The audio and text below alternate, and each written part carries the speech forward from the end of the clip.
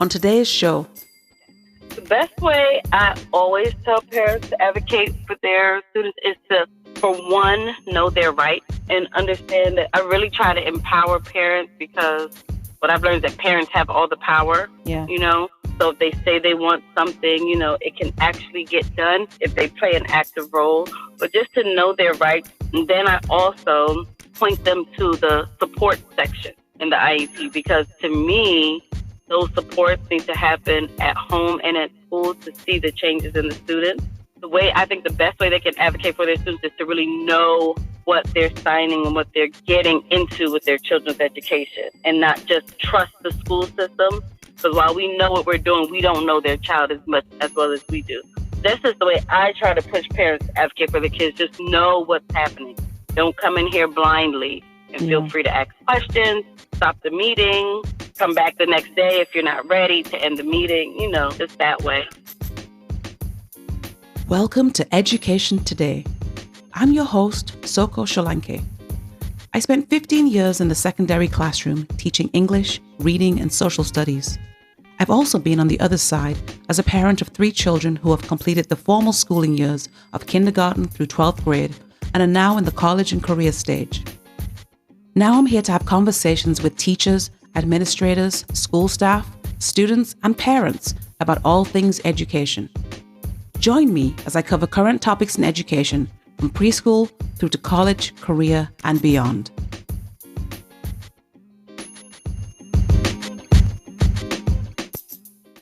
Today's show is all about advocating for students with disabilities, and my guest today is Nemahun Aminata. Welcome to the show, Nemahun. Thank you so much, Soko. Thanks for having me. Oh, you're welcome. Thank you for saying yes. So tell me about your background. How many years of teaching experience do you have, and how many years specifically working with students with disabilities? So I've been teaching since 2002, so 20 years. This is my 20th year, Oh, wow. And I have all worked with students with disabilities. Oh, okay. So when we say disabilities, are we speaking about learning disabilities, physical disabilities, or both? Well, I've honestly worked with students with all of the above.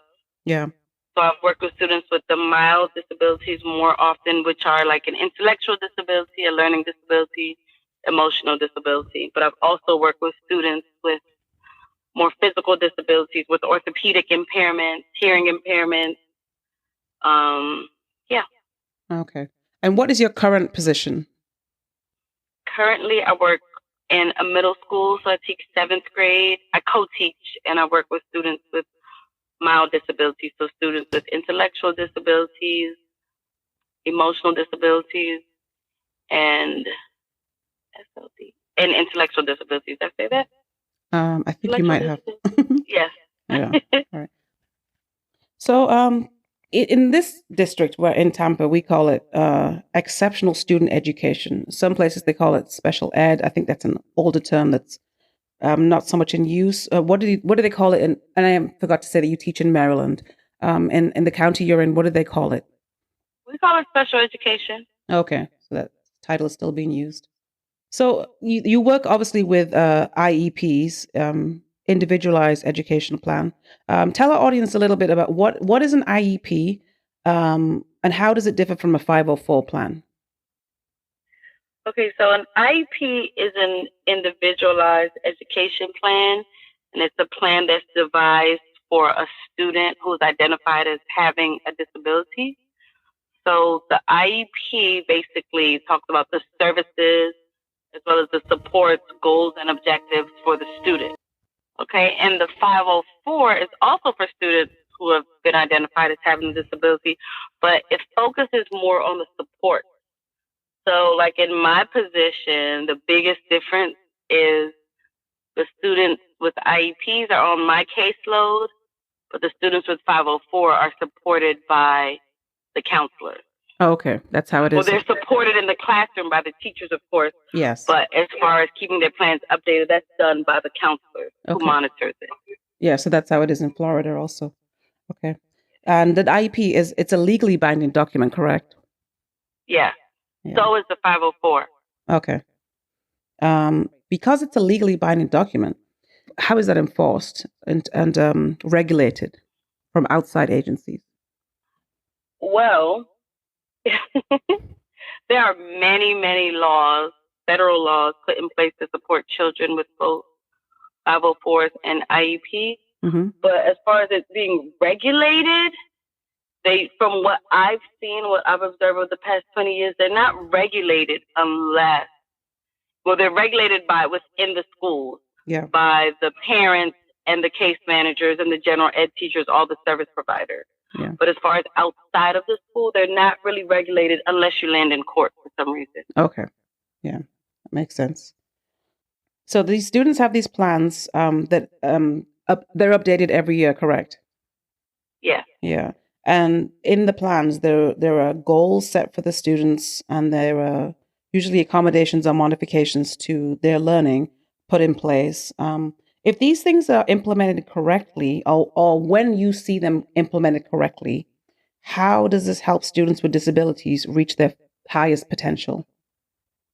Okay, so if I can be completely transparent with you, mm-hmm. many times, and I can say I've been guilty of this too, but the way the plan is written, it's written in a way where it looks good on paper, but it cannot realistically be implemented. Because of class size? Because of a number of things. Well, the number one thing is class sizes. Yeah. Yes, because now there's a big push, for inclusion. Yes. So when the students are in the general ed classroom, a student with an IEP can be in there with, like right now, I think my largest class has 31 students, right? And about 17 of them have IEPs, okay?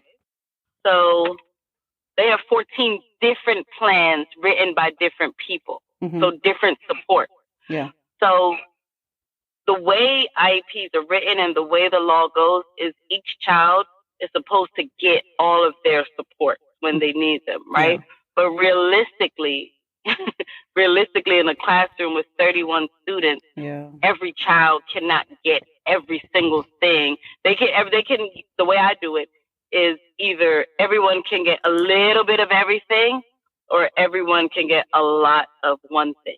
Yeah. So I just focus on what is the most important thing, what is the most beneficial to all of the students, and make sure that the students know what their supports are. And I just kind of differentiate between, okay, we're going to use this, we're going to use that. But being able to implement the plans as it's written is just not a realistic task. Yeah. So you said class. I've never said that out loud. So you mentioned class size as an impediment to successful implementation of IEPs. Is there anything else? Well, there's a big push, like I said, for students to be in the general ed classroom. Yeah. Right? So there's a huge push. That's what it is. I was a self-contained teacher for 13 years. Mm-hmm. Right? 14 years. And so self-contained means it's me, my support staff, and then my students, and all of about 7, 8 students, and they all have IEP, right? Mm-hmm. But now you don't see a lot of that anymore. There's a big push for inclusion. Yeah. Okay? So there's a big push for the special ed teacher to be in the classroom, providing these supports to work with the co-teacher. Yeah. But the co-teacher, the general ed teacher, is not really held accountable for anything with it. Yeah. So a lot of times I've had the experience where it's like, you're there, but either the general ed teacher will look at you like you're their assistant, or like, those are your kids and these are my kids. Yeah. Those are the experiences I've had. Mm-hmm. In recent years, like meaning this year and maybe last year a little bit, I've had teachers that are more open to seeing me as a teacher and seeing us as these are our kids and we're working to help them together. Yeah. But there's no real push from up top for the general ed teachers to implement the plan. Yeah. So that is a huge problem. Yeah. I've seen co-teach models that work beautifully, but I've seen a lot of that are very dysfunctional, and the students are the ones who kind of lose out. One thing that I noticed in my teaching experience in the Tampa Bay area is that you mentioned that self-contained 7 students, often self-contained classes are very small, as they should be. But in my own experience with co-teach classes, and sometimes what happens is this mentality, well, there's 2 teachers in there, so let's double the class size. So those classes, in my experience, have been larger than my honors and AP classes, which could actually feasibly be large. But the co-teach class to me should be the one that should be small. But often it seems like it's been used as an excuse to double class sizes. Have you had that experience? You know what? Now that you say it, now that you're saying it, and I'm thinking about what we're going through, what we complain about every day, that may be the thought process. Yeah. There's 2 of them in there, so we can double the kids. Yeah. But the problem is that half of those kids have individual needs. Yeah. So to give 17 kids what they each need is literally impossible for 2 people. And don't forget the other kids that are just there to, that don't have support. Yeah. Because a lot of times the kids that are in those co-taught classes are not very high performing themselves. They don't necessarily have a disability, but they benefit from being in that setting. Yeah. So in all your years of experience, can you think of any examples of a kid who you see who has perhaps struggled with a learning disability, but an IEP has been implemented correctly, and this kid is just he's just advanced leaps and bounds and just excelled and done way more than anybody thought he or she could? I have had that experience. There was a student who had autism, and he was in the 3rd grade when I was working with him, and he came from a self-contained class, but he was nonverbal. Yeah. Oh, wow. Or I wouldn't say he was nonverbal, but he wasn't completely nonverbal. Yeah. But his parents pushed for him to be in a general ed class, and we all disagreed, and he ended up being on my caseload. But when he got in that general ed class, the first quarter, so like September to January, first 2 quarters was a lot. There was a lot of meltdowns, but by the end of the year, he was a different student socially. And, a student with autism, the social piece is very important. Yes. Academically, he was able to, with his IEP was implemented properly, right? Implemented completely with all of his visuals, everything he needed. So he kind of didn't make that much advancements academically, but socially, he made huge advancements. Yeah. So that is one I would say, just changing his environment made a big difference for him socially. Yeah. That's the one. Yeah, that's a win. It's good to have some wins sometimes, right? Yeah. Yes, indeed.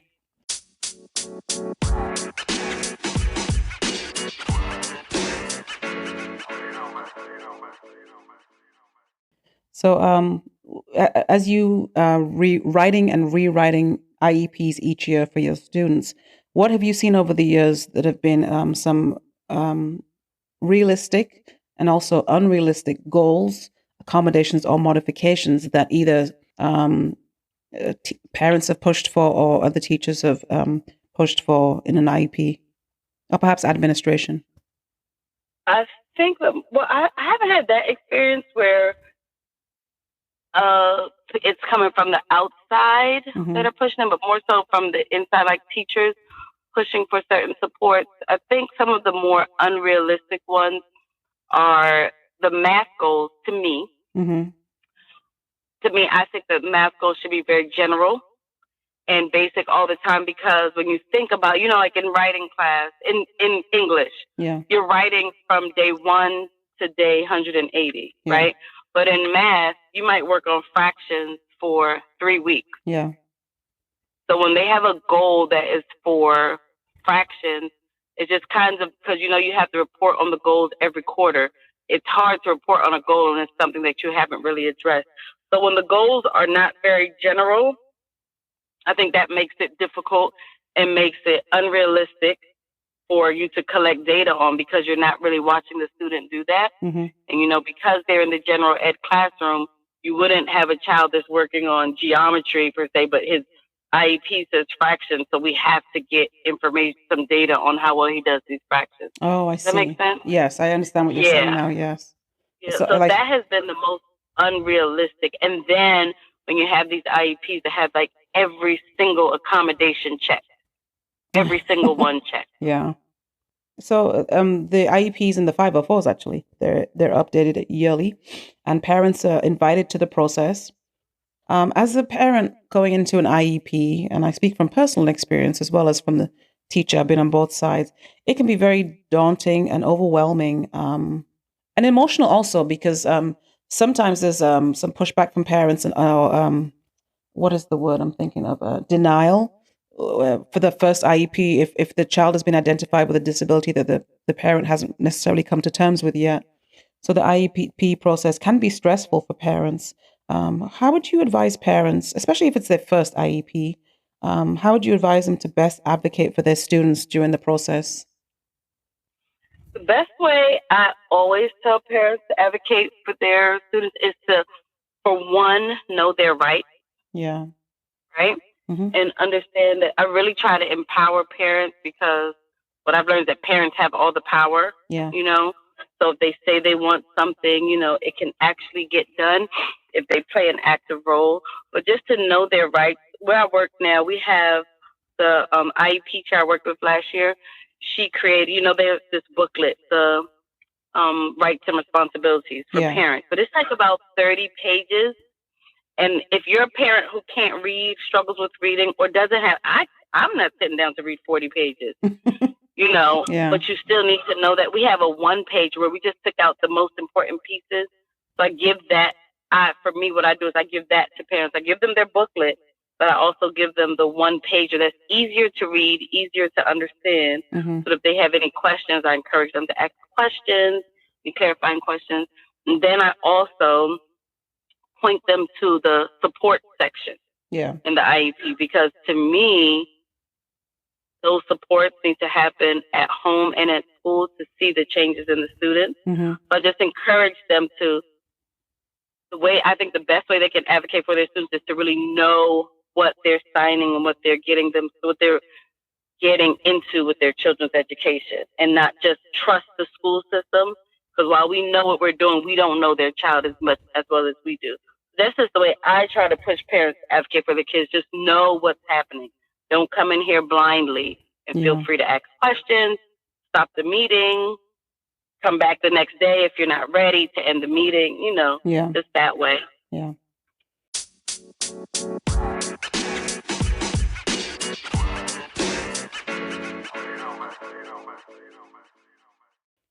So in Tampa Bay right now, in the school system in Hillsborough County, the position with the highest number of vacancies currently is special ed. It's teaching students with disabilities, and because it's challenging, it's hard, and you've been doing it for 20 years. So what inspired you to go into that particular niche of teaching? Well, in my undergrad, I went for early childhood education. But at Bowie State, when you do early childhood education, you have to do special education too. Mm-hmm. So it's like a dual degree. Yeah. And when I did my practicum and internship in student teaching, that's the word. Yeah. In both, I just leaned more towards the special ed part. Okay. So that's how I ended up there. So then I just got my master's in special ed. Oh, okay. I didn't realize that. Yeah. That's pretty cool. Yeah. And 20 years later, still in. I know, right? Yeah. That's pretty amazing. I mean, you definitely touched the lives of many students if you've been in special ed for 20 years. And probably a lot of parents would probably appreciate you a lot for what you've done. Years. Yeah.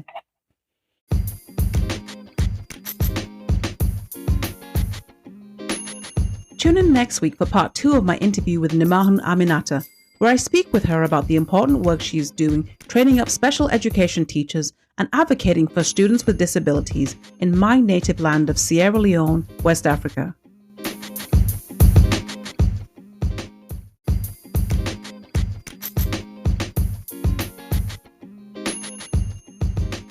Well, thank you for listening to this episode of Education Today. We'll be back next time with more current topics on all things education. In the meantime, you can email any questions or comments you have about the show to edtodaypodcast@gmail.com. If you enjoy the show, please hit the subscribe button on whichever platform you are listening so we can continue to expand our reach. We are listener supported, so if you're able to make a small monthly donation, you can do so by clicking the Support This Podcast link at the bottom of the show notes. Check out my blog for more about my experiences as a classroom teacher at medium.com/@SoCo. That's medium.com/@SOHKOR. You can also find me on Instagram at SoCo_writes. That's SOHKOR_writes. See you next time, and thank you again for listening.